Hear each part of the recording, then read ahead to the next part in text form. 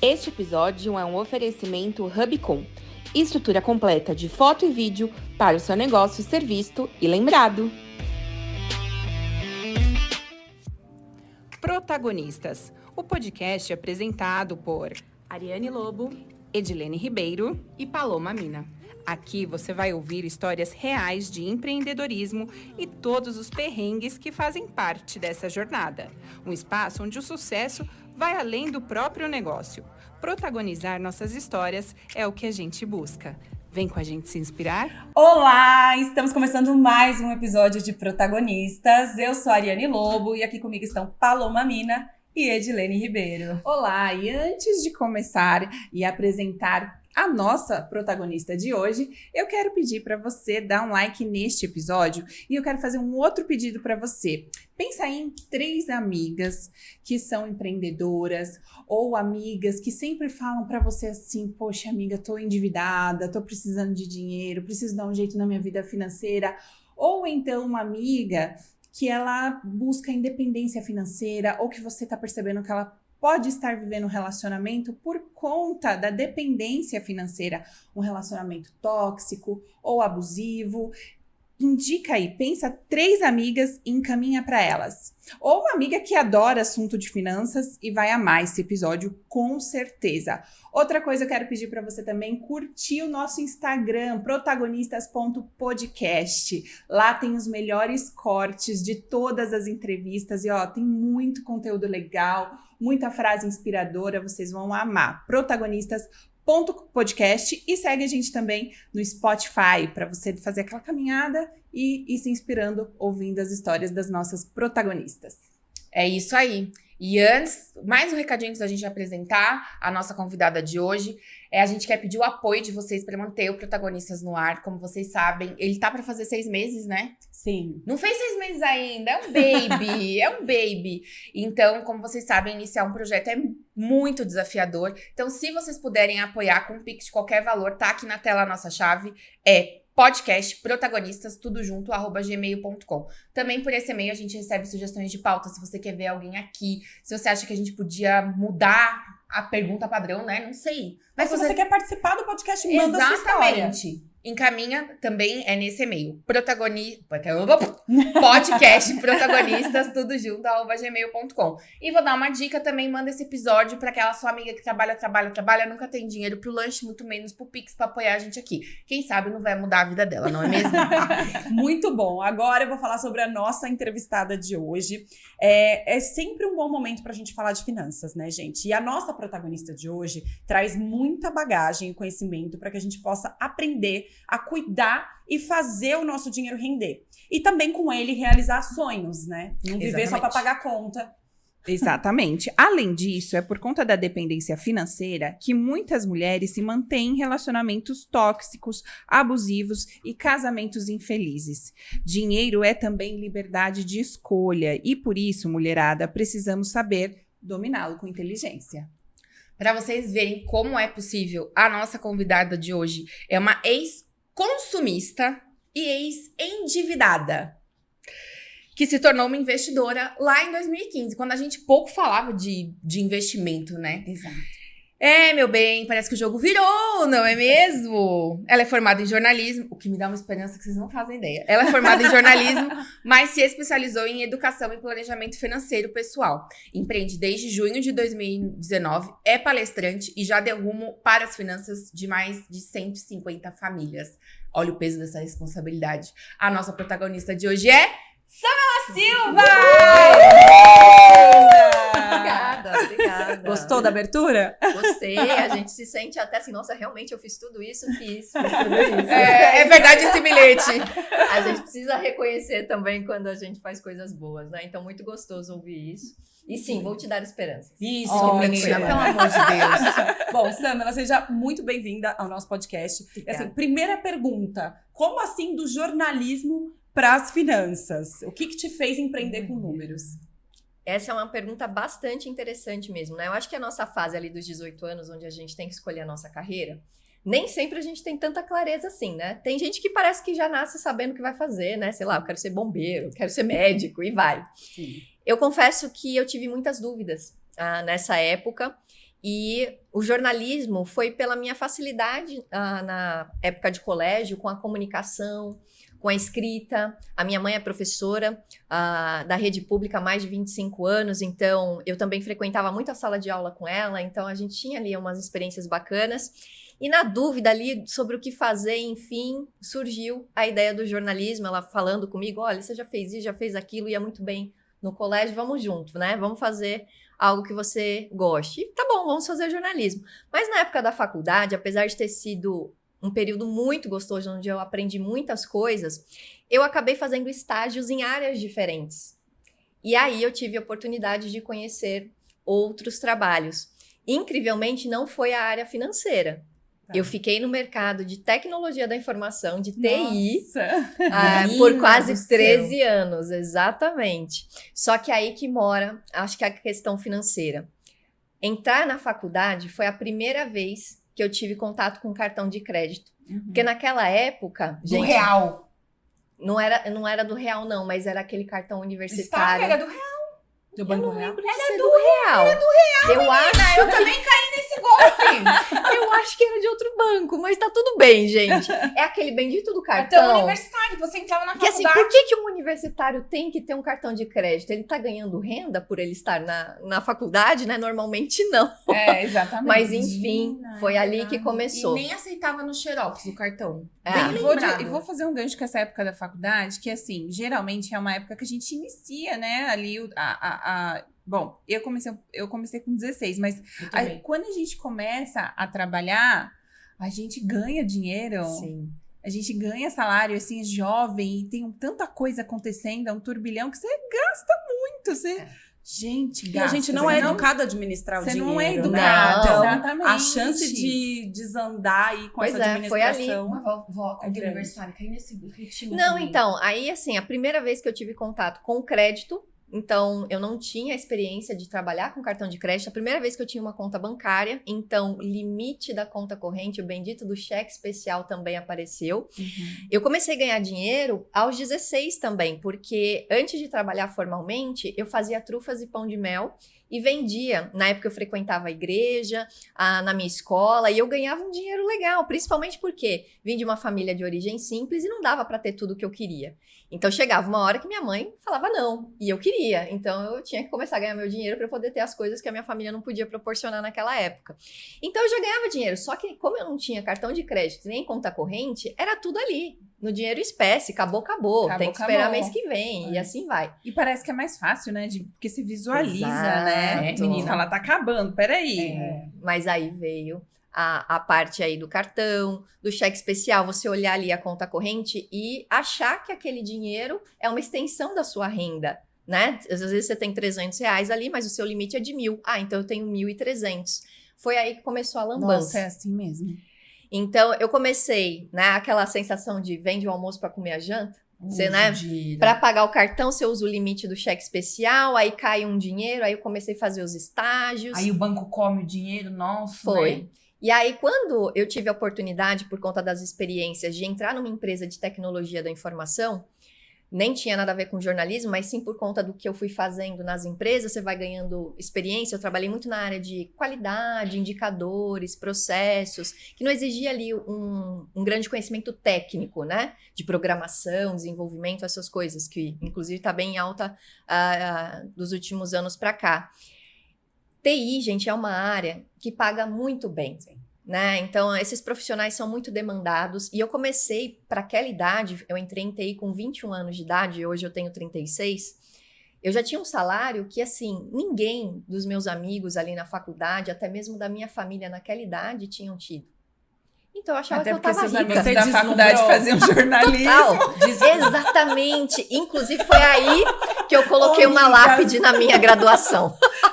Porque chega uma hora no jornalismo que você precisa fazer estágio na sua área. Não adianta você pegar o currículo e falar, me formei em jornalismo, ir lá e querer, né, entrar numa editora, numa televisão, num rádio, alguma coisa assim.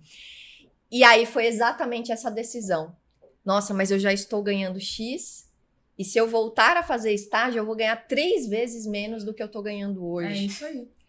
E ali eu decidi que eu queria continuar. Eu já estava vivendo experiências legais, eu estava gostando de trabalhar no mercado corporativo, ganhando meu dinheiro, minha independência, e eu não quis fazer o estágio. E ali, obviamente, peguei o diploma, mas nunca mais trabalhei de fato na área. Bifurcação, ela pegou a saída certa de a gente. A louca. Mentira, gente, eu amo a minha profissão. Eu sei que é isso que eu queria fazer.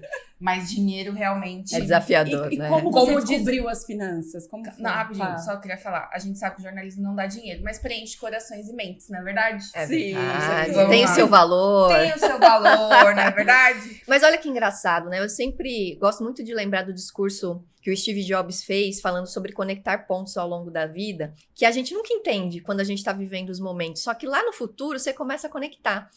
A habilidade de comunicação, tudo aquilo que eu estudei ali de sociologia, história, geografia, porque, inclusive, na faculdade de jornalismo, a gente discutia muito isso. É um curso muito bom. Vou vou puxar a sardinha pro nosso lado. Me ajudam até hoje, porque na hora de me comunicar ali nas redes sociais, quando eu tô com as famílias ali na minha frente, se eu não me comunicar bem, se a gente não falar bem, se a gente não escrever bem na hora que eu tô fazendo uma proposta ali, na hora que eu tô direcionando, olha, essas são as atividades dessa semana, enfim, eu também não vou conseguir, talvez, os resultados que eu queira. Então, eu acredito que nada foi à toa, né? Não, Então, com certeza. eu gosto muito de pensar E a que parte faz de sentido. passar a trabalhar com finanças foi antes ou depois de você Não, ser endividada? então, foi Porque depois. assim, como que vira investidora tendo sido endividada e consumista? É uma coisa que costuma andar Era, junto, né? gente, Como era. que você saiu dessa? Ai, foi quando você saiu dessa que você passou a trabalhar com finanças? Então, na realidade, foi assim, meio do caminho, né? Porque eu comecei a achar que eu tava rica já, né? Ganhando aquele salário maravilhoso. Já me sentindo independente, já saí da casa da minha mãe, fui rachar um apartamento com uma amiga, enfim, a gente começa a fazer as nossas coisas. E eu era, sim, consumista. Eu era daquelas que tinha 50 sapatos para 2 pés, né? Tinha aquelas roupas com etiqueta, que ficava ali um ano, né? Então, assim, eu não tinha muita noção mesmo. Eu gostava, eu ia lá, fazia e pronto, né? E dava um jeito. Depois a gente sempre vai dando um jeito, né?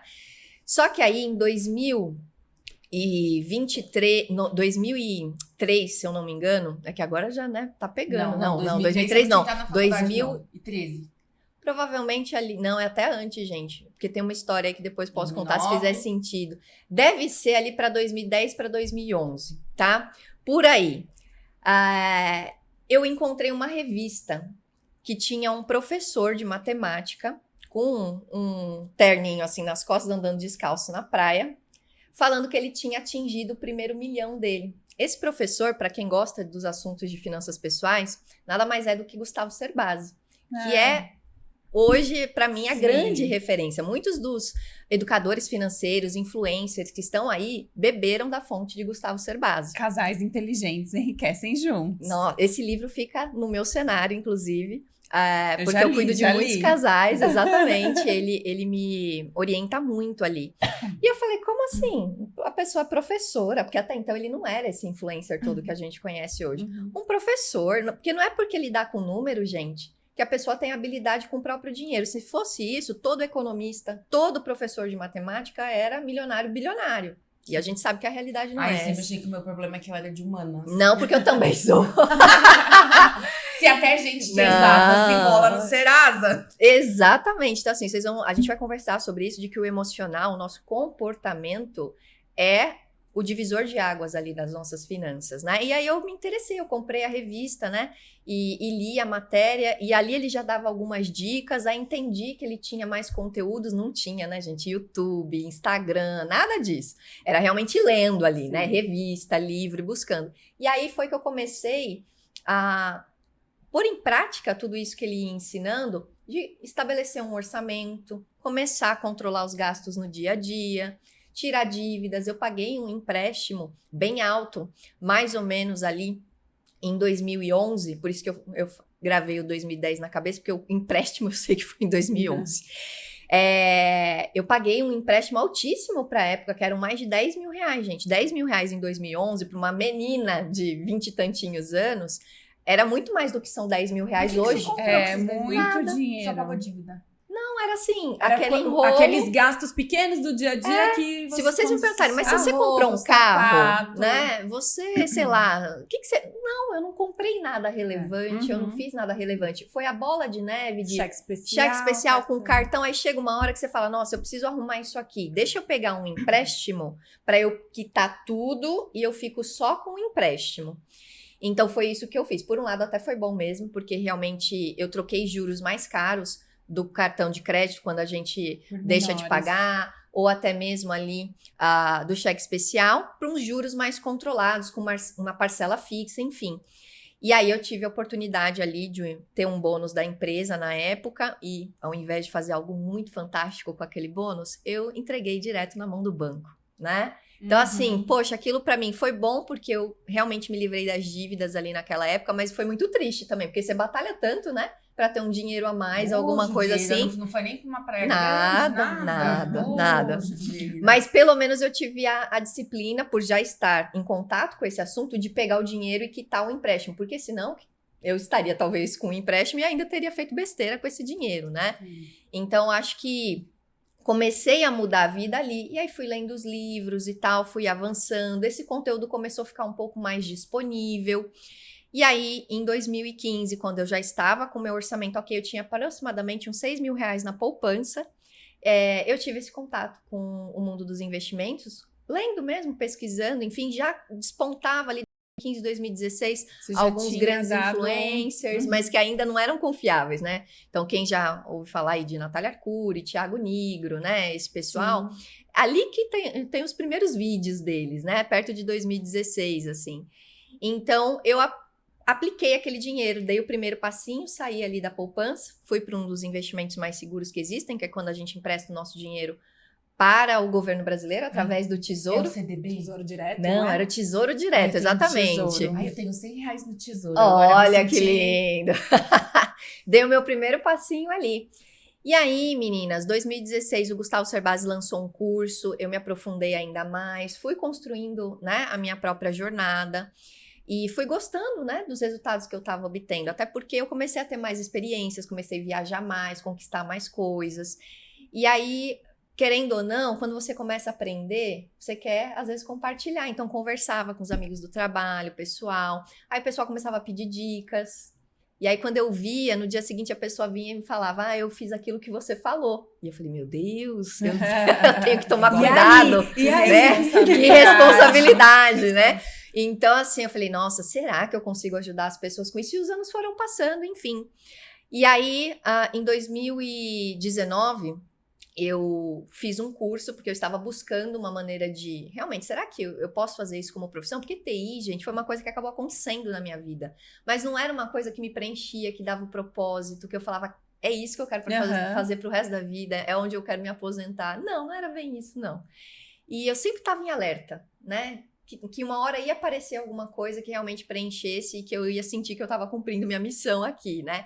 E foi isso. E aí eu achei um curso através de uma indicação do meu assessor de investimentos. Olha que bacana, a gente hoje é até amigo pessoal, ele é meu parceiro, enfim. Ele me apresentou essa profissão que eu nem sabia que existia, porque eu fui bater um papo com ele e eu achava que eu ia ser assessora de investimento, porque era o único profissional do mercado que eu conhecia, ou gerente de banco, alguma coisa assim. E ele falou, Sam, pelo que eu já te conheço, que a gente já estava caminhando uns anos juntos, você se comunica tão bem, você gosta de cuidar das pessoas, né? Ele sabia do meu trabalho, que eu era gestora, tinha equipes e tal. Ele tem uma profissão que eu acho que combina mais com você, que é a profissão do planejador financeiro pessoal. Eu, oi? Isso existe? O que é isso, um planejador financeiro pessoal? Olha que legal. Ele falou, é um profissional que normalmente não está conectado com nenhuma instituição e que vai, de fato, orientar as famílias nas suas finanças. Nossa, isso é tão necessário. Sem ser tendencioso, né? Sem Porque ter se conflito de interesse, exatamente por você não estar atrás de uma instituição, né? Então, assim, eu falei, nossa, que interessante. Fui buscar, encontrei um curso bem bacana na época, fiz em paralelo ao meu trabalho, fazia à noite. Comecei a atender pessoas pro bono para, né, fazer o meu estágio ali na profissão. Isso foi começo de 2019. E vi que era possível. Era possível. E eu quero muito falar sobre esse seu trabalho, mas eu quero fazer uma pergunta. Claro. Nesse seu processo de você não ser mais endividada, né? De você até você chegar no seu passo Foram inicial anos. do investimento, de você ter aquele dinheiro ali que você guardou. Eu imagino que você também teve que fazer um controle emocional também, né? Que eu acho que é o que a gente estava até conversando nos bastidores, o quanto isso está muito ligado ao dinheiro, né? O nosso emocional é uma coisa que eu sempre falo aqui, que o nosso emocional está muito ligado ao dinheiro também. Então, se a gente está legal, a gente às vezes consegue manter a disciplina, às vezes a gente está na bad ou quer, sei lá, um dia TPM, sei lá, qualquer coisa, vai lá e compra um sapato, e aí a gente não dá muito valor, às vezes, pro nosso saldo lá no banco. Então, fala pra gente, como é que você fez, pra ter esse controle, e o que você pensa sobre isso, sobre essa relação, porque eles caminham muito juntos, né? Sim, sim. Não é fácil, né?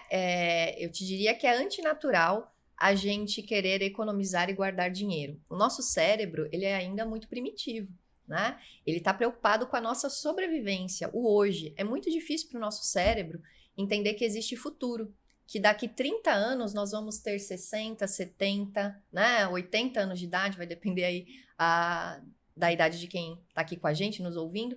Mas assim, a gente precisa fazer um movimento que gera um certo esforço. Então, realmente não é simples. O que fez eu conseguir mudar foi eu descobrir algo que fosse muito maior do que os meus impulsos do presente. Eu sempre falo isso para os meus clientes, para os meus alunos, que assim, você tem que achar o seu objetivo genuíno. Quando você encontrar esse objetivo, vai ficar mais fácil de você virar a chave e no dia a dia fazer melhores escolhas. As duas coisas que fizeram muito eu mudar o meu jeito de lidar com dinheiro foi ver como seria a velhice de pessoas que eu amo. Então, saber que lá na frente, de repente, o meu pai, por conta da vida profissional, das oportunidades e tal, não ia ter a aposentadoria que ele gostaria de ter, né? E ver, por exemplo, a minha mãe tendo que trabalhar em 2 empregos para poder sustentar uma aposentadoria e não perder esse valor. E mesmo assim já não tendo mais toda a saúde física e mental para isso. Sim. E eu comecei a perceber que se eu não começasse a cuidar do meu dinheiro, o meu futuro poderia ser muito parecido. E eu queria ter uma velhice legal, sabe? Eu não quero sobreviver, eu quero viver.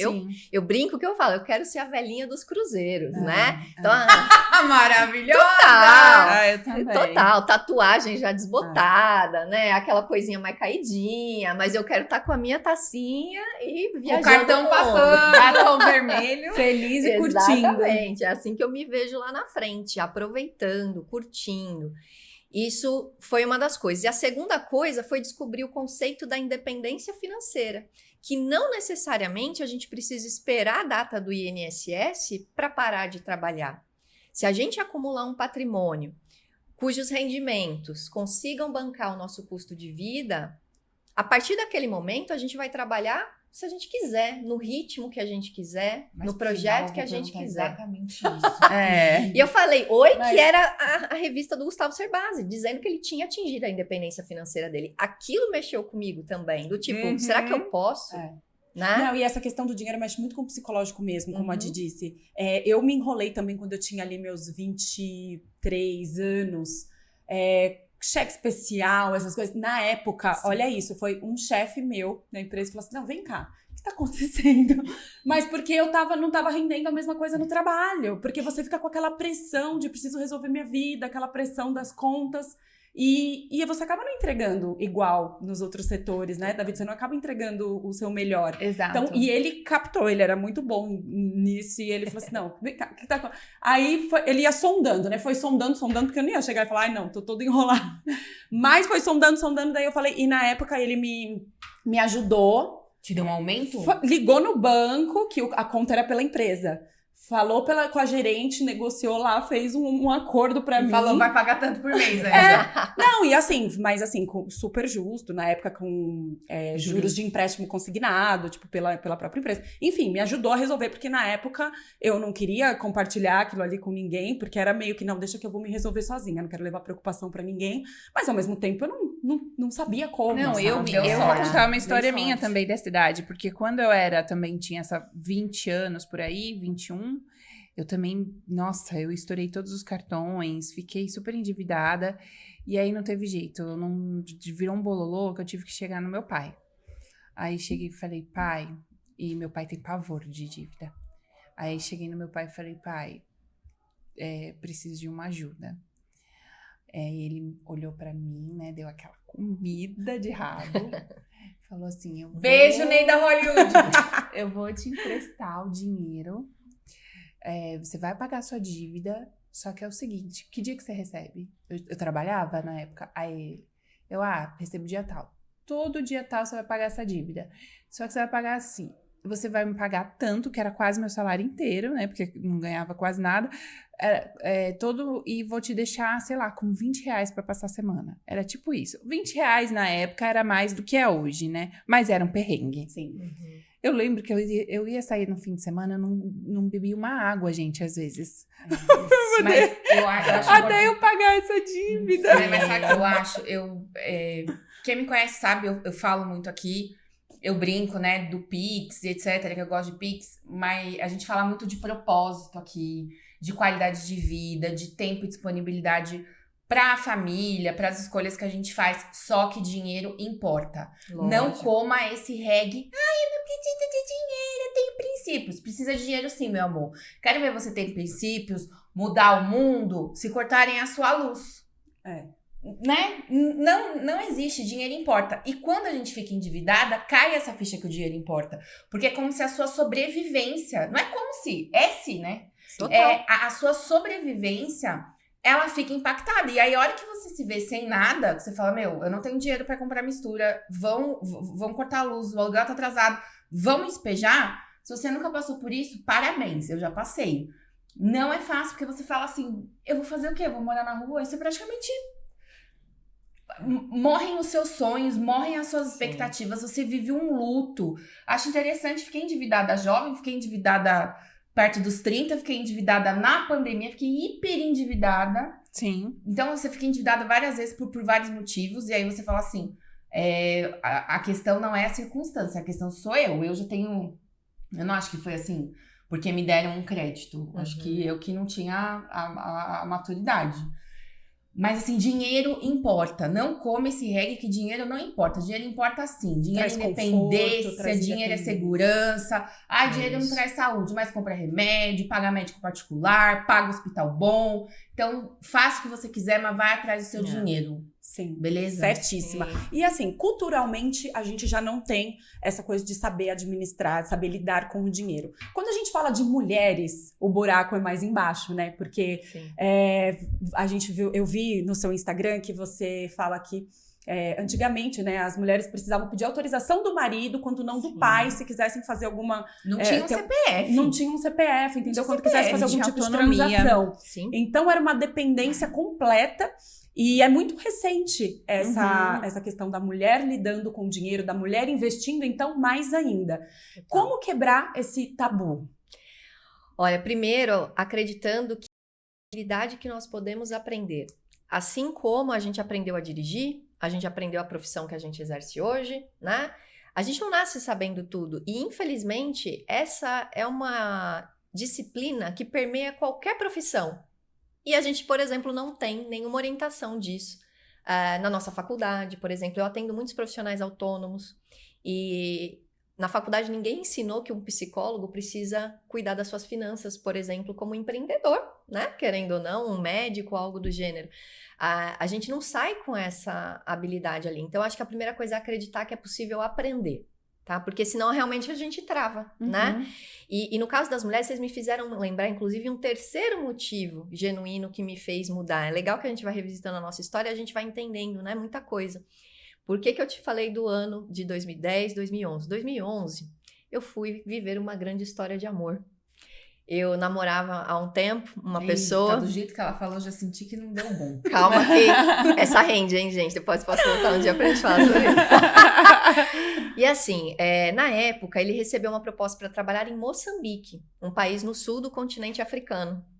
E a gente tinha aquele relacionamento que não era muito saudável, sabe? De vai e volta, aquelas coisas meio de novela, que briga. Hoje eu acho isso ridículo, né? Pra mim, um relacionamento saudável é aquele que te traz paz. Exato. Né? Que você fica confortável ali naquela relação. Não precisa ser aquela coisa cinematográfica, né? Aquela coisa não é assim. Entre Enfim. tapas e beijos. Mas né, naquela no época, sentido assim, de- muita experiência, né, gente? A gente, às vezes, acaba...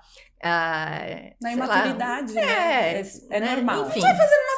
Gente, Vai, eu tive um vai. namoro que fui e voltei 10 vezes. Então, Pronto. é isso. Mas você não ia Então, voltar, assim, você não foi morar em Moçambique. Lógico que eu fui morar em lá, Moçambique. ah lá. Por isso que eu tenho Gente, cravado. agora ficou emocionante. É lógico que eu fui morar. Lógico que eu fui morar em Moçambique. E aí, saiu da empresa que te pagava o bônus. pedi demissão, Oh, meu Deus. né? Pedi demissão. Não tinha reserva financeira nenhuma, mas não tinha mais dívidas, graças a Deus. Porque isso eu pus na cabeça. Eu, pelo menos, vou sem dívidas, né? Gente, naquela época, eu realmente a gente não tinha dinheiro, assim. Ele também veio de uma origem muito simples. Foi uma oportunidade mesmo, assim, de ir. A empresa pagou tudo. Porque se fosse por recursos próprios, não teria ido, não.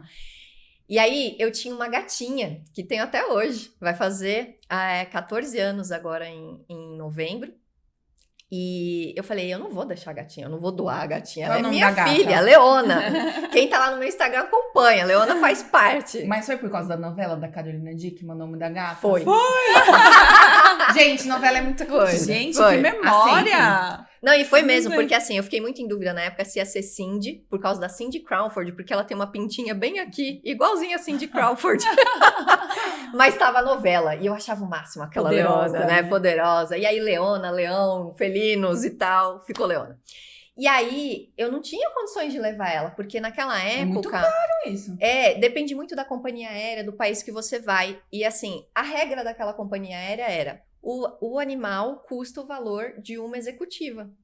Não Meu é nem na Deus. econômica. É esse o valor, é o valor da executiva daquele avião. E aí eu falei, cara, o que eu vou fazer? Porque eu não vou abandonar a gata, eu quero ir, né? Pegou empréstimo. Enfim, não. Dessa vez eu fui mais criativa. Nós fizemos uma rifa. Ah! E aí, gente, notícia, assim, né? Quando você tá falando de coisas emocionantes, isso comove as pessoas, né? Ainda mais pet, gente. Nossa, e eu tirei foto, eu mandei por e-mail, eu saía nos lugares, eu falava pra todo mundo, e a gente com a gatinha na foto, eu falando que eu queria levar a bendita da gata. E a galera participou, tipo, muito. E eu consegui levantar o dinheiro de levá-la. Mas Que como você ia legal. voltar, você levantou o dinheiro de voltar com essa gata, né? Não. Não. E aí é um dos problemas que eu falo, mais uma vez, mais um motivo genuíno, nunca mais querer passar pelo que eu passei no final dessa experiência. O que aconteceu, gente? Moçambique foi maravilhoso, a experiência de vida, tudo que eu fiz lá, eu trabalhei, fiz trabalho voluntário, conheci vários lugares, inclusive outros países ao redor. Então, assim, de vida, eu só guardo coisas boas. Mas o relacionamento já não era saudável, lá só piorou, né? E depois de 1 ano e 2 meses que eu estava lá, a gente realmente resolveu romper. No caso, eu tomei um pé na bunda intercontinental. Eu gosto sempre de...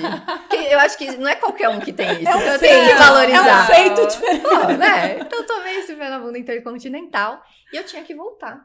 E eu não tinha dinheiro pra voltar. Simples assim. Muito menos pra trazer a gata, né? Nossa! Só que aí o meu emocional tava destruído.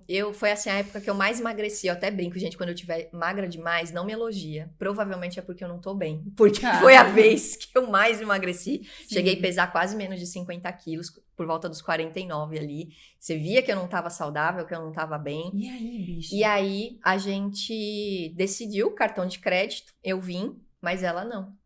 Isso doeu muito na época. Nossa, E ela eu ficou com imagino. quem? Ela ficou com ele. Hum. Porque a gente não tinha dinheiro pros dois.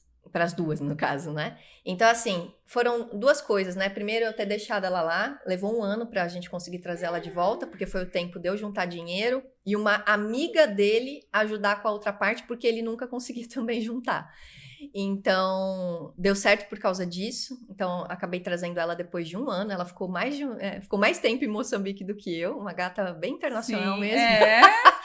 E, gente, eu acho que uma das coisas que também me deixou muito triste, como eu não tinha estabilidade emocional nenhuma, eu dependi financeiramente dele por 6 meses. A gente combinou ali de que, olha, eu não saí da casa da minha mãe, você não me pegou assim, eu tava na rua, né? Eu tinha um emprego, eu tinha minha própria casa, né? Era alugada, mas estava lá, meus móveis, minhas coisas, eu vendi tudo pra estar aqui.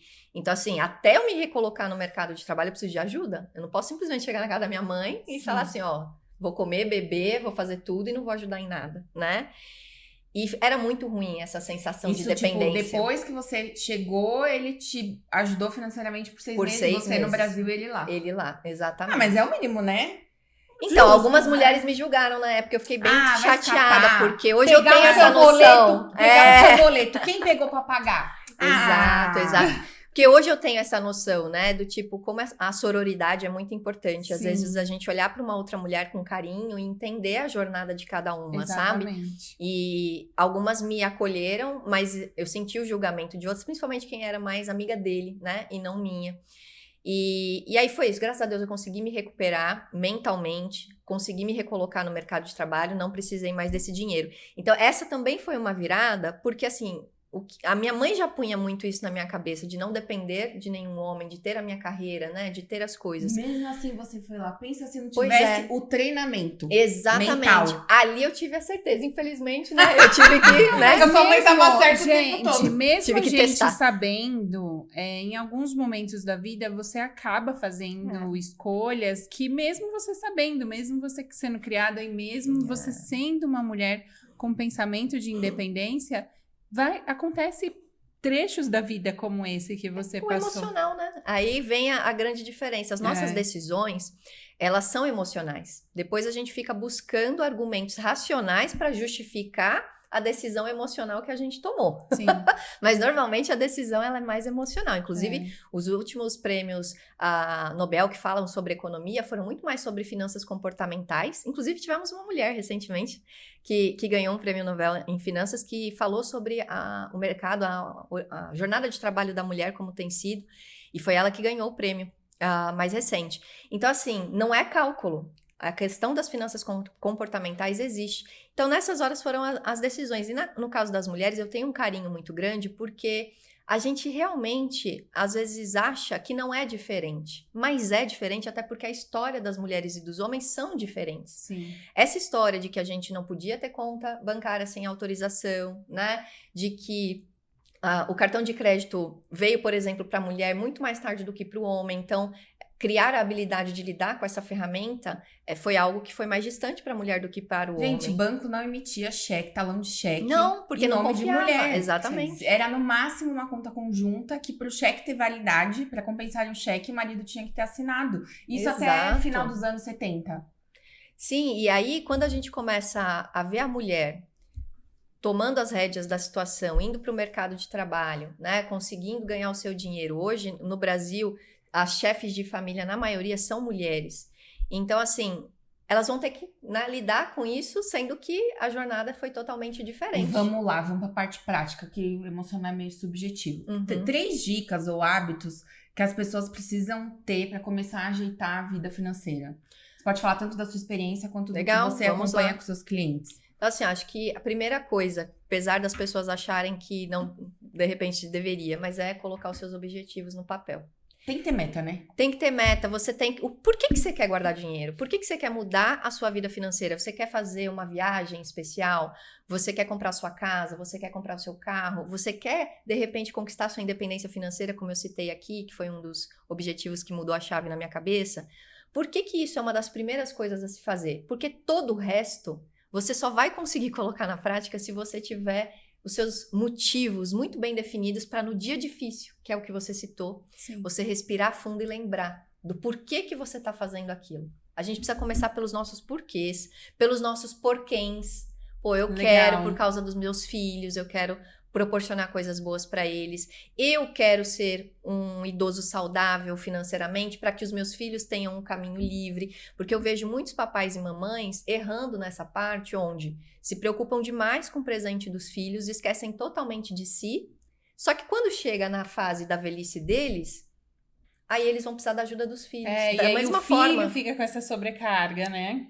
A gente tem até ouvido falar um pouco desse termo da geração sanduíche, né? Que são as pessoas que estão cuidando dos próprios filhos e cuidando dos próprios pais ao mesmo tempo, né? A gente está vivendo cada vez mais, então nós estamos convivendo muito mais com os nossos pais, com os nossos avós, e a sobrecarga financeira também acontece quando a família não se preocupa com isso, né? Então, colocar os objetivos, primeira coisa, porque no dia difícil você tem que lembrar dos seus porquês, dos seus porquês, para você continuar. O segundo ponto, estabelecer um orçamento. Não dá para você querer cuidar do seu dinheiro sem você saber quanto entra. E, gente, isso é muito comum. As pessoas não sabem quanto elas ganham. E, às vezes, é uma pessoa que é funcionária pública, CLT. Então, no fundo, não tem uma renda que varia muito. Não é, nosso caso empreendedor não é só... O autônomo empreendedor, eu dou até uma colher de chá, tá? Porque realmente é mais desafiador. É complicado. Mas, mesmo assim, tem técnica pra gente conseguir ter previsibilidade ali, tá? Mas isso é muito comum. A gente precisa saber quanto a gente ganha. A gente precisa definir quais são os nossos limites de gasto. Inclusive para itens que são variáveis e sazonais, a gente tem 3 grandes despesas, né? As fixas, que são aquelas que acontecem todos os meses e tem um valor fechado, às vezes está no débito automático, é um boleto, enfim. Por exemplo, né, o seu aluguel, o seu condomínio, alguma coisa assim, a prestação da casa, do carro. Aquilo não muda, é fixo, né? As variáveis que até acontecem todos os meses, só que elas não têm um valor fechado, depende do seu consumo, Farmácia. né? Farmácia, a conta de luz, o supermercado, o lazer. Os presentinhos de festa infantil. Porque Presentinhos. olha, quando você Exatamente. quando você é mãe, aí vem a festinha da escola. Ou então, Exatamente. tem que separar um valor do orçamento pra isso, porque... Quer ver um que tá pegando geral? Alimentação. Muito. O nosso comer fora, o nosso pedir comida de delivery. Eu acho que é o maior gasto na minha casa. Não, mas eu vou te falar, E durante é a aquele gastinho que você pandemia... não sente, mas quando você pega no montante do cartão... Exatamente. Mas eu vou, É um vou valor. trazer uma questão de macroeconomia, inflação. Porque no começo da Também. pandemia eu gastava 1x com o mercado. No meio da pandemia eu gastava 3x pra comprar exatamente Verdade. as mesmas coisas. E o salário não acompanha, né? Não, A nossa menina. inflação. Mais um motivo para a gente aprender a guardar dinheiro, começar a investir, porque a gente precisa que o dinheiro trabalhe junto com a gente. Tá, e eu pedi 3 dicas. Então, uma é o Pronto. porquê, o por quem, 2 é o orçamento e a terceira. Além do orçamento, precisa acompanhar. Porque o que eu vejo? Muita gente estabelece, né? Porque assim, gente, ó, implantar um novo hábito não é o mais difícil. Implantar, todo mundo meio que pega uma planilha, pega um aplicativo de finanças, pega um planner financeiro, Aí um pegar e pego, às vezes caderninho. eu abandono. Só que a gente precisa Aí é que manter, tá. No que, três é o você tá longo falhando. Mas e aí, prazo. todo dia você olha Não, lá a precisa planilha, ser o todo dia. aplicativo, como é? No mínimo uma vez por semana. Por quê? Por causa dos gastos variáveis. Se você, por exemplo, estabeleceu que de comida de delivery, comida fora, você pode gastar, por exemplo, R$800 no mês, tô aqui conjecturando, tá? Eita, Cada dinheiro, família hein? pode, tá? Tem o seu valor ali. Certo. Vamos pensar em R$800 por mês, mas você vai ver que isso não é tão difícil de gastar não, tá? Por quê, gente? R$800 por mês são R$200 por semana. Sim. Dependendo do que você faz ali, você É gasta uma- facilmente. 2, 3 pedidos Não, ali. e mesmo o mercado. Um Você restaurante, falou de delivery, né? Um valor um estabelecido pra restaurante delivery, saiu pra entendi. comer, você gasta fácil os Não, R$200 na minha família, semanais. um pedido já deu. Pois é, dependendo É do tamanho da isso. família, enfim. Se você não monitorar semanalmente, você não sabe quanto você já gastou do seu limite para entender como você deve entrar na semana seguinte, porque tá tudo bem dar uma jacadinha a mais. Uhum. O orçamento não é para engessar a gente, é para dar uma orientação, né? Você pode compensar na semana seguinte, por exemplo, gastamos R$300, nossa cota era 200 de semana, Vamos comer alface. semana que vem a gente só vai gastar Isso, 100 entendi. para compensar o que a gente já Sim. jacou. Então, assim, esse acompanhamento, que aí eu acredito que eu entendi, principalmente na prática, né, a importância do profissional do lado, é que, infelizmente, gente, manter foco e disciplina no longo prazo não é fácil. Então, ter os objetivos traçados ajuda muito, porque é isso que você vai lembrar nos dias difíceis, e ter o profissional do lado também ajuda demais. Porque só de você ter, de repente, uma reunião mensal marcada ali para você conversar sobre as suas finanças, entender como foi o seu Eita, é mês, igual a terapia, né? tomar Não vou- suas não vou decisões. fazer cagada. Terapia financeira. Não vou fazer É cagada. quase isso. Hoje é É domingo, quase terça isso. de manhã eu tenho sessão, vou ter que contar pra ela. Vou deixar cagar, vou adiar a cagada até mais ou menos terça hora do almoço. Quem sabe até lá eu desisto. Né? É mais É ou menos isso. Não vou jacar, porque eu tenho reunião sexta-feira. Então, Mas, até gente, lá eu vou acontece me comportar. muito, Entendi. porque a gente tem que saber usar, né, técnicas aí para o nosso bem. O nosso cérebro, ele é facilmente manipulável. A gente consegue também dar reforços positivos para que ele funcione da maneira que a gente quer, né? Então, assim, é legal você ter ali o seu acompanhamento. Senão você vai implantar, que legal, agora eu tenho um orçamento. Só que no dia a dia você não vai fazer, você não vai realmente ter os resultados que você espera. E quando eu falo monitorar, acompanhar, é analisar. Porque muita gente faz do controle financeiro um repositório de dados, fica ali anotando que nem um louco.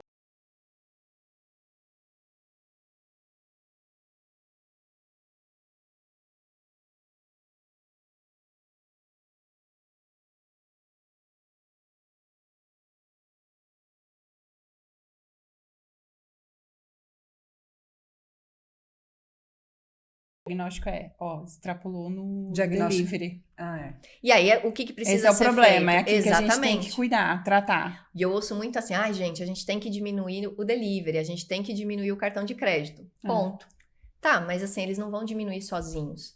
Por que está se pedindo tanto delivery? Né? Então, é começar a entender a rotina da Vamos família. cozinhar. O que precisa ser mudado para que Vamos a gente jejuar. tenha opções. Sempre tem opções. Gente, tem, porque assim, mas eu não gosto, não sei, não tenho tempo. Legal. Por que além do delivery, você de repente não compra marmitinhas? Hoje tem tantas opções, gasta coisas menos. fitness, que você vai ainda se alimentar até melhor. É cara, coisa fitness, viu? Não, sim, mas pode ser muito mais barato do que um pedido de delivery, mas às dependendo. vezes é mais caro, sabia? É Eu mais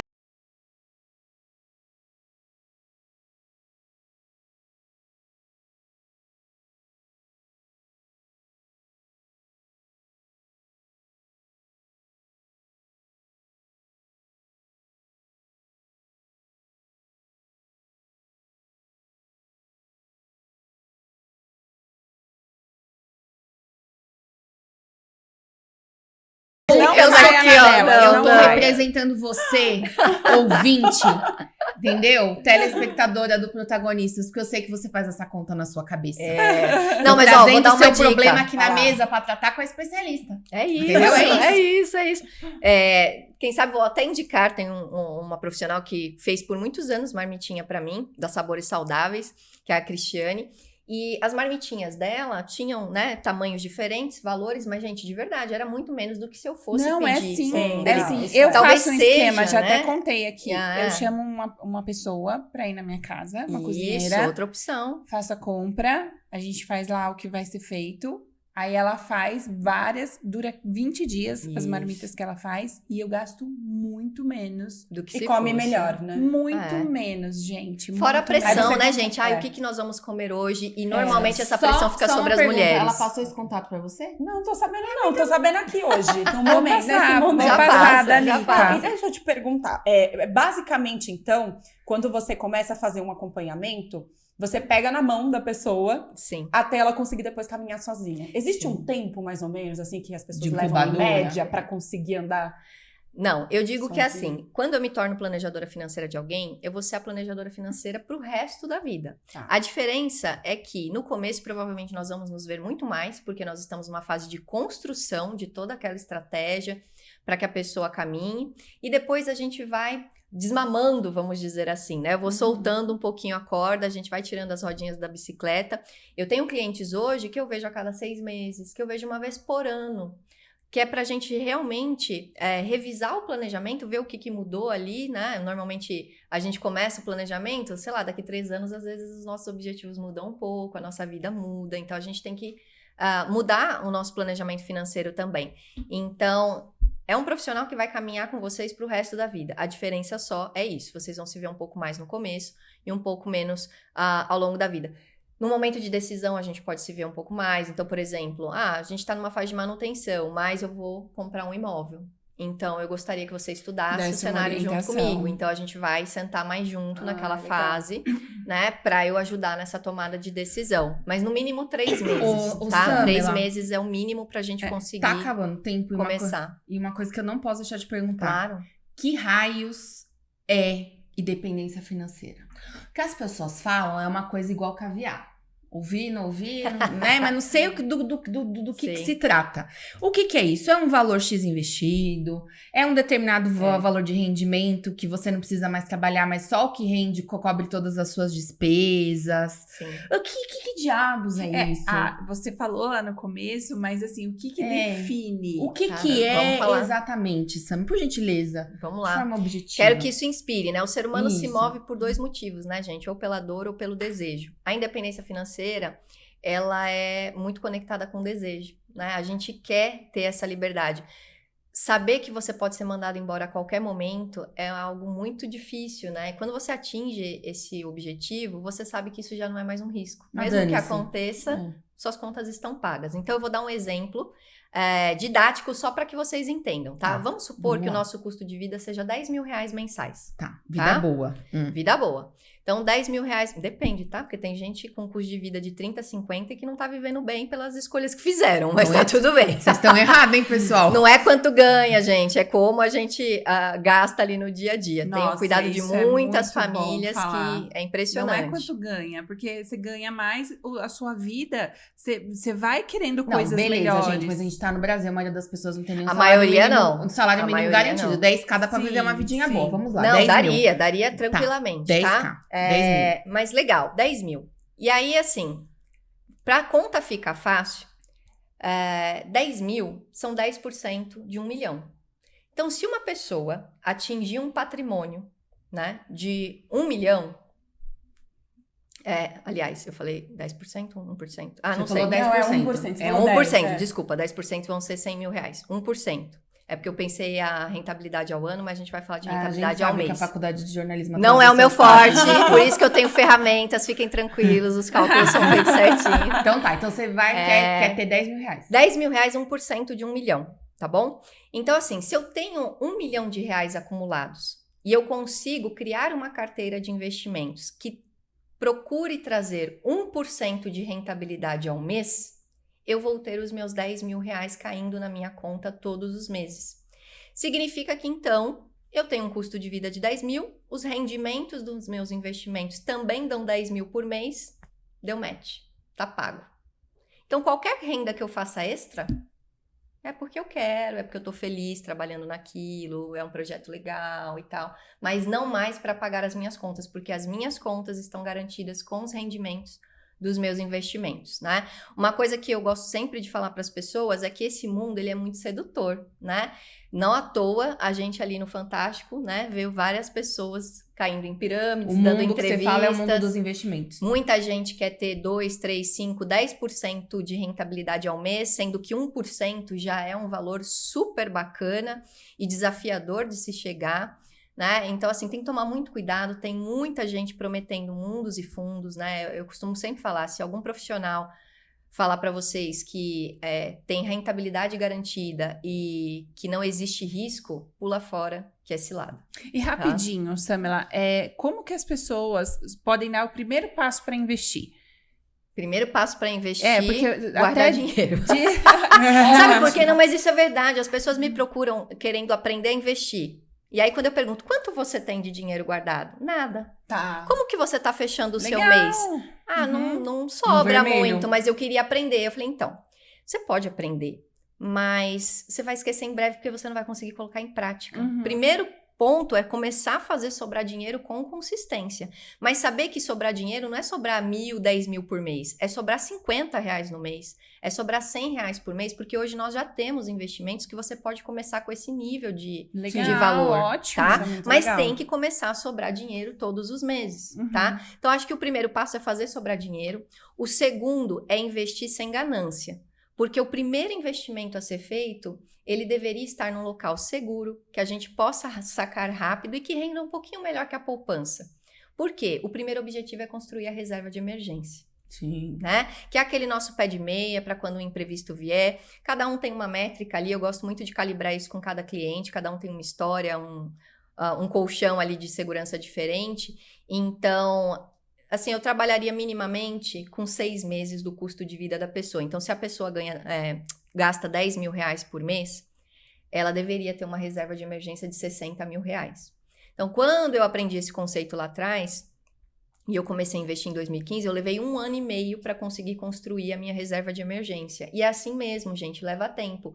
Porque a gente está construindo o equivalente a 6 meses do nosso custo de vida enquanto a gente está vivendo e pagando o nosso. Sim, então, assim, isso uma construção do dinheiro mesmo. do mês a mês, é o 13º que a gente junta, é um bônus da empresa, é uma renda extra que se faz, né? Uhum. E aí a gente vai juntando. Então, acho que o primeiro passo seria isso, guardar e não ter a ganância, colocar num lugar seguro. O Tesouro Selic, por exemplo, seria um investimento super compatível com esse objetivo inicial. Tem outros também, mas assim, para o pessoal sair daqui com alguma referência, é o mais seguro, é o que você pode sacar em até 2 dias úteis, está ali na sua conta, então combina com reserva de emergência e vai render mais que a poupança, que é a grande preocupação das pessoas que sabem Rende que a mais poupança... que a inflação? não necessariamente vai render mais que a inflação. Né, meu anjo? Não necessariamente, assim, depende Ela não muito anda, ali. ela come. Morre. É instável. Assim, na pandemia a gente viu isso, né? Taxa de juros muito baixa, mas a inflação já aumentando. Então, mesmo que ele rendesse a nossa taxa de juros, que é a taxa Selic, por isso do nome Selic, não cobria ali, por exemplo, a inflação. Então, tem que tomar cuidado, mas tem que lembrar que é uma carteira de investimentos. Como ali é para reserva de emergência, tudo bem ficar num local dessa maneira, mais seguro, até por isso ele não vai pagar muito. Mas a gente pode compor os objetivos de médio e longo prazo, os dinheiros que a gente vai usar mais no futuro, colocar em investimentos que rendam mais que a inflação, coisas do gênero. Aí realmente dá para montar essa Samela, carteira. você podia voltar aqui, né? Podemos, Porque e aí a gente acabou, pode falar só né? de Mas pra investimentos. Nossa, Não, tem vários temas, né? E antes de fazer aquela pergunta que a gente faz para todas as nossas Claro. convidadas, o que você diria para aquela pessoa que tá toda endividada, mas que fala assim, eu não vou fazer um planejamento financeiro porque vai custar dinheiro, eu nem tenho esse dinheiro agora. O que você diz para essas pessoas? Porque isso acontece, né? O pessoal já fala, não, deixa eu me organizar primeiro, mas ela não tem essa capacidade, né? Porque ela já se embolou ali sozinha, já mostrou. no fim do túnel, às vezes. Sim, é o que eu costumo falar, gente. Alternativas tem. Pode não ser fácil, nem rápido, mas alternativas sempre existem, né? Para quem não...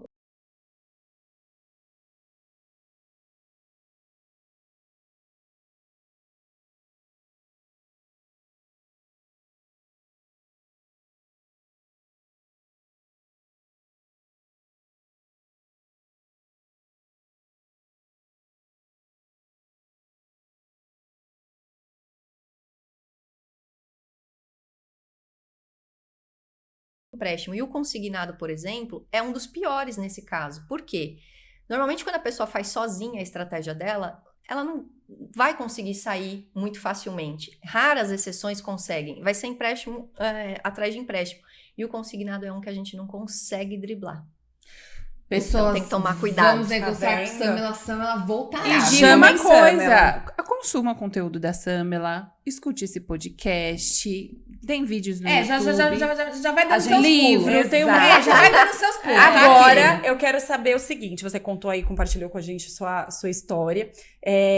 Eu quero saber qual foi o seu plot twist, que é assim, o momento da grande virada de chave da sua carreira, da sua vida, que se transformou. E qual é o seu antagonista, que é aquele vilão com quem você trava batalhas diárias ali pra vencer? Olha, eu acho que ao longo do podcast a gente foi falando Sim. um pouco, né, desses plot twists aí. Acho que quando eu me vi dependente ali na fase pós-Moçambique... Se fosse falar que deve se separar da Leona. Não, que Não. dói, da Leona. Não, do lance de Moçambique. Ali foi, gente. Ali foi uma grande virada mesmo. Aquela sensação de nunca mais depender, de ter o meu dinheiro, de poder fazer as coisas E carregar sua gata pra onde você quiser. que eu quero, exatamente. E depois a coragem, talvez, ali. Que não só coragem, né? A gente se prepara pra isso e tal. De entender que eu poderia viver algo diferente do que eu estava vivendo no mercado corporativo, né? Então, me preparar para poder pedir demissão de uma carreira sólida, com uma grana muito bacana, e poder empreender, que é o que eu faço desde o final de 2020, né? Que foi quando eu pedi ali a demissão. Dá um frio na barriga, um dia a gente pode falar sobre isso também, como se preparar para a transição de carreira. Isso aí é só questão de bater agenda. Né? Então, acho que eu diria que esses momentos, sabe? São aqueles momentos de grande decisão na nossa vida que fazem a gente... E foi muito gostoso, né? Eu poder pedir demissão. Porque eu tinha dinheiro, eu ia ter verba... Por quanto tempo você levou os dois juntos? Isso a gente não... Por 1 ano e meio. 1 ano e meio. Um ano e meio eu fiquei fazendo em paralelo.